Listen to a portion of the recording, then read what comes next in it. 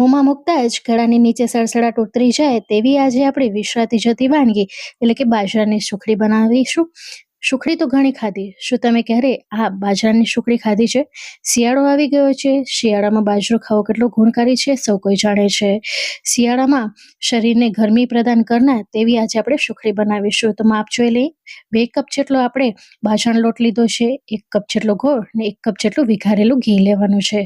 અહીં ઘરમાં રહેલું કોઈ પણ વાટકી કે કપનું માપ સેટ કરી લેવાનું છે। હવે જાડા તળિયાવાળી કઢાઈ લઈ લઈશું। ગેસની ફ્લેમને આપણે એકદમ સ્લો રાખવાની છે। ઘી સેજ ગરમ થાય ને એટલે આની અંદર આપણે બાજરાનો લોટ નાખી દઈશું વારાફરથી, અને પછી ધીમા ગેસે જ આપણે આ લોટને શેકવાનો છે। અહીં આ લોટનો આપણે કલર નથી બદલવા દેવાનો, એ વાતનું ધ્યાન રાખજો। ફક્ત એનો ટેક્સચર તમને મળી જાય ત્યાં સુધી જ આપણે લોટને શેકીશું। શરૂઆતમાં તમે લોટ મિક્સ કરશો તો થોડીક આ રીતની કઠણાઈ લાગશે, કારણ કે બાજરાનો લોટ છે એ મિક્સ થતાં થોડી વાર લાગશે। આવી રીતે થોડાક તમને લમ્સ પણ દેખાશે, એ લમ્સ તમે કન્ટિન્યુ ચલાવશો એટલે ભાંગી જશે। અહીં તમે જોઈ શકો છો બાજરાનો લોટ હલકો હોય છે એટલે થોડી વારમાં જે ઘઉંના લોટને આપણે શેકવામાં તકલીફ થતી હોય છે એ આ લોટને શેકવામાં તકલીફ નથી થતી। તો લગભગ 2 થી 3 મિનિટ સુધી ધીમા ગેસે આપણે શેકીશું। હવે આ સુખડીનો ફ્લેવર વધારવા માટે આપણે આની અંદર બીજો એક સિક્રેટ લોટ ઉમેરીશું, જેના કારણે આ સુખડીનો સ્વાદ છે ને 100 ગણો વધી જશે। તો 2 થી 3 મિનિટ સુધી આપણે શેકી લીધો છે। અહીં તમે જોઈ શકો છો પહેલા કરતાં જે લોટ છે ને થોડોક થીક થઈ ગયો છે, એટલે કે લોટે ઘી પી લીધું છે। તો બસ આ સ્ટેજ સુધી આપણે આને શેકીશું। હવે આની અંદર આપણે 2 કપ જેટલો લોટ લીધો છે તો 2 ટેબલ સ્પૂન જેટલું આપણે બેસન નાખીશું। બેસન નાખવાથી સુખડીનો ફ્લેવર છે ને વધારે ઇન્હેન્સ થઈને આવે છે અને સુખડી ખાવામાં ખૂબ જ સરસ લાગે છે। બાજરાનો લોટ કોરો હોય છે એટલે ઘીમાં શેક્યા બાદ જ્યારે આપણે મીઠાઈ કોઈ પણ ખાતા હોય ત્યારે સેજ ગળામાં ડચુરો જેવું લાગતું હોય છે, પણ સાથે આપણે બેસનનો ઉપયોગ કર્યો છે એટલે ગળામાં ડચુરો નહીં વળે।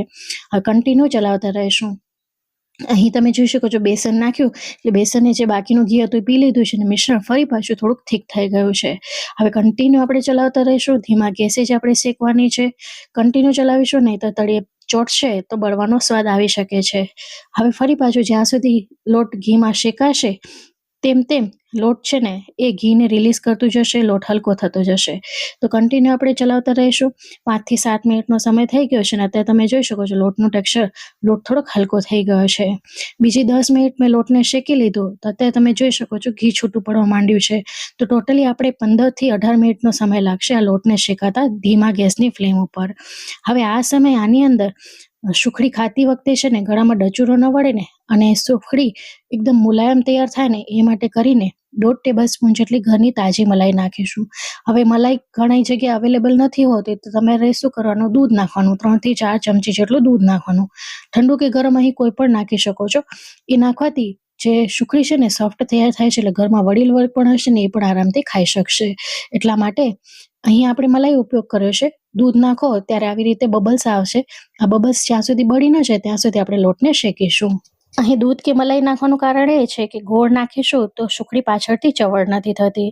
હવે અહીંયા તમે જોઈ શકો છો કે બબલ્સ બધા દૂર થઈ ગયા છે।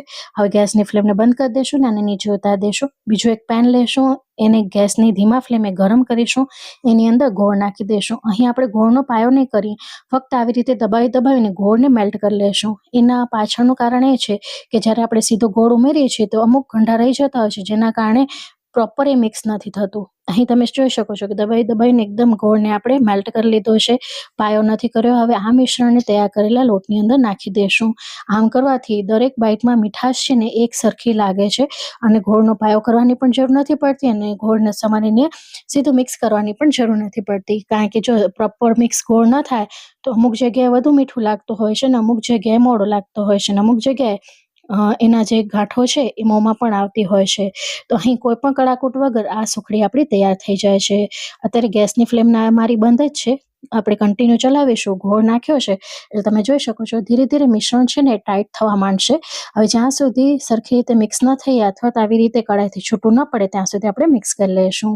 હવે આ મિશ્રણ મિક્સ થઈ ગયું છે, પહેલા કરતાં થીક થઈ ગયું છે, તો એક પ્લેટને ઘીની મદદથી ગ્રીસ કરી લઈશું। એની અંદર આ મિશ્રણને નાખી દઈશું અને ઇવનલી આપણે એને સ્પ્રેડ કરી દઈશું।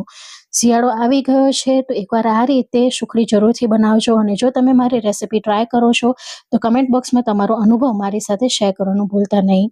તવીથાની મદદથી એની કિનારીઓને આવી રીતે સેટ કરી લેશું. હવે બાજરા સાથે છે ને ટોપરાનું કોમ્બિનેશન ખૂબ જ સરસ લાગતું હોય છે. તમે ઈચ્છો તેને સ્કીપ કરી શકો છો, પણ ટોપરું નાખશો તો સુખડી વધારે સ્વાદિષ્ટ બને છે. તમે અહીંયા ટોપરાનું છીણ નાખ્યું છે. ટોપરાનું છીણ તમે તમારી શ્રદ્ધા અનુસાર નાખી શકો છો. મને થોડુંક વધારે પસંદ છે એટલે હું થોડુંક વધારે નાખી રહી છું. આવી રીતે નાખીને ઉપરથી દબાવી દેશું, જેથી પછી પાછળથી એ ખરી ન પડે. હજી મને થોડુંક ટોપરાનું ખમણ ઓછું લાગી રહ્યું હતું એટલે ફરી પાછું મેં આની અંદર નાખ્યું છે, અને આવી રીતે હથેળીની મદદથી દબાવી દેવું. ગરમ ગરમ હોય ત્યારે જ કરવું, કારણ કે પાછળથી ટોપરાનું ખમણ એ ચોંટતું નથી. હવે આ મિશ્રણને આપણે ઠંડુ થવા માટે મૂકી દઈશું. ગરમ ગરમમાં આપણે કાપા નથી પાડવાના, નહીંતર એ બોરું બોરું થઈ જશે. તો અહીં આ મિશ્રણ ઠંડુ થઈ ગયું છે. તો હવે આની અંદર આપણે મનગમતી સાઇઝના કાપા પાડી લઈશું. આ સુખડી છે ખૂબ જ ગુણકારી છે, ખૂબ જ હેલ્ધી છે. તો અચૂકથી આ શિયાળે બનાવશો, તમારા પરિવારજનોને, બાળકોને ખવડાવશો. તમે બાળકોના ટિફિન બોક્સમાં પણ આ સુખડી આપી શકો છો. બાળકો ખૂબ જ રાજી થતા ખાશે. તો ફ્રેન્ડ્સ, આજની આ રેસીપી તમને કેવી લાગી? તમારો અનુભવ કમેન્ટ બોક્સમાં લખીને જણાવવાનું ભૂલતા નહીં. તમે મારી રેસીપી કયા ગામ, કયા શહેર, કયા મેગા સિટીથી જો છો એ પણ કમેન્ટ બોક્સમાં લખીને જરૂરથી જણાવજો. એ જાણીને મને ખૂબ જ આનંદ થાય છે કે મારી રેસીપી દેશના કયા ખૂણા સુધી પહોંચી છે. તો અહીં તમે જોઈ શકો છો, મોંમાં મૂકતા જ ગળાની નીચે સડસડાટ ઉતરી જાય તેવી આપણી પોચી મુલાયમ સુખડી તૈયાર થઈ છે. ઘરમાં વડીલ વર્ગ હશે એ પણ આરામથી ખાઈ શકશે. તો ચાલો ફરી મળીશ આવી જ નવી રેસીપી સાથે. ત્યાં સુધી આવજો. Bye, take care. Thanks for watching.